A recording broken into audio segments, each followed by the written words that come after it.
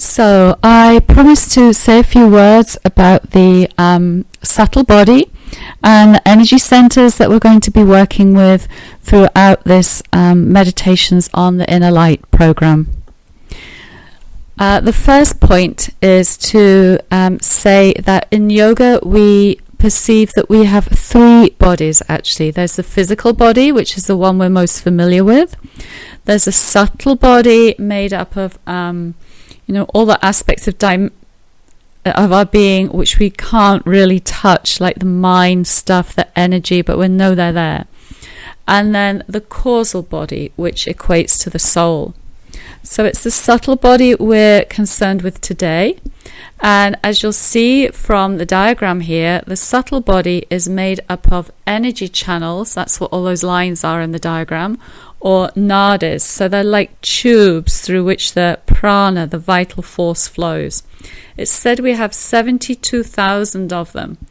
They begin at the heart center and then they keep branching off and branching off. The three major channels, however, you can perhaps see them in the diagram. They run up the center of the body, corresponding to the center of the spine and the left and right side of the spine. So the channel that runs up the left side of the spine is called Ida in Sanskrit, or Ta, T-H-A, in Old Sanskrit. And it's said to have the energy of the moon, and so it's cooling like the moon.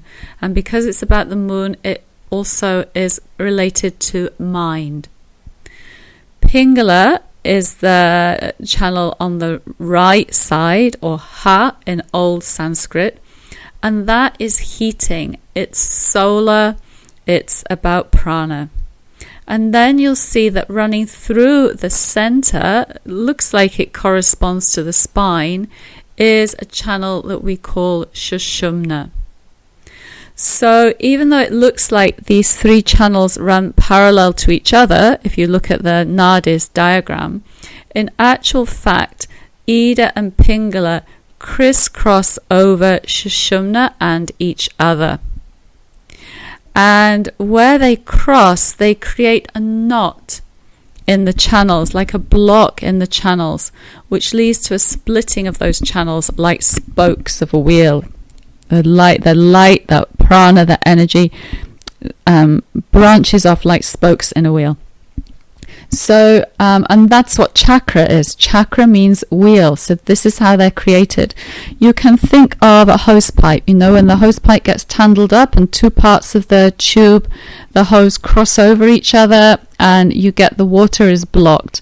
And then ultimately, finally, sometimes the tube splits and the water sprays out in all directions.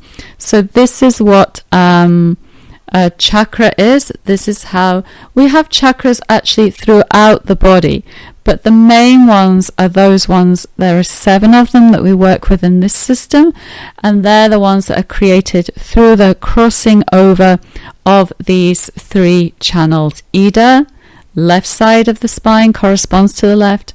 Pingala corresponds to the right, even though these channels are in the subtle body, right? And then Sushumna, which is kind of through what would be the center of the physical spine, but mirrored by the subtle body.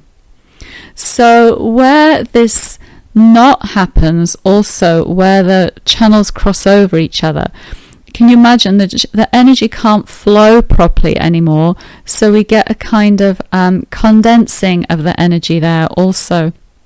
And it's said that this is how our body is formed, through this condensing, this locking, this blocking of the energy.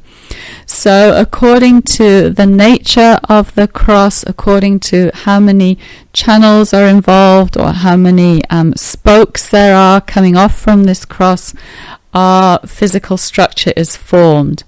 So the rib cage happens because there are 3 knots in the heart center, it's said. So the ribs are formed by those spokes of energy, the energy being condensed there. And then we have 2 nostrils, it's said, because Ida and, not 3, because Ida and Pingala, that left and right channel, finally cross on their own at the third eye point, so just above the root of the nose. So actually what we're doing essentially in Hatha Yoga, which is working with prana, working with subtle vital force to unblock, so free up the flow of the energy through the channels, because more often than not it's flowing through all these channels, it gets locked around those centers. We want to free it up so that the energy can flow more into Sushumna, into the central channel. Because it's said when it flows into the central channel, we're content, we're wise, we're happy, we're centered, we're calm. So from this perspective, actually, we could say the chakras are not such a good thing. They're creating a density, they're creating a solidity. We forget that we are this light, this energy flowing through the subtle body.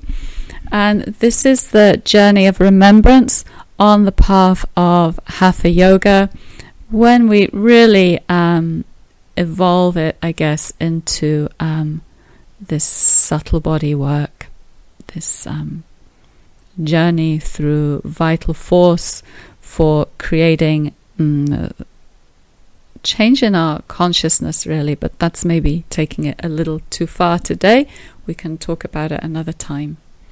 The centers all have their, so we don't really work with the chakras in yoga the way they've been worked with and talked about also in the New Age movement, but they do have a quality, they do have a psychic quality and dimension which we can draw on, which we will, and which we can take energy to nurture, which we will work with in the meditations over the coming weeks. And those centers that we're going to work on are going to be the navel center, the heart center, and the third eye center. We'll probably spend 2 sessions with the third eye point between and just above the eyebrows. So I hope that clarifies a little or gives you some idea of this yoga perspective on the chakras and what they are. And by the way, just a final point, because I did a little work with a wonderful man, Indian man, who specializes in chakra psychology. And, you know, this notion that we can go to someone and they can open our chakras is something and kind of make change in our chakras is something to be cautious about. First of all, my teacher taught me that we can work for 12 years or more on one chakra alone, you know, with the guidance of a master. The other thing is, if we are working on visualizations with chakras, we don't really want to see them in the body itself, so in the cavities of the body where the organs are situated. This man who specialized in the chakra psychology, he said in this way we can start to get sick.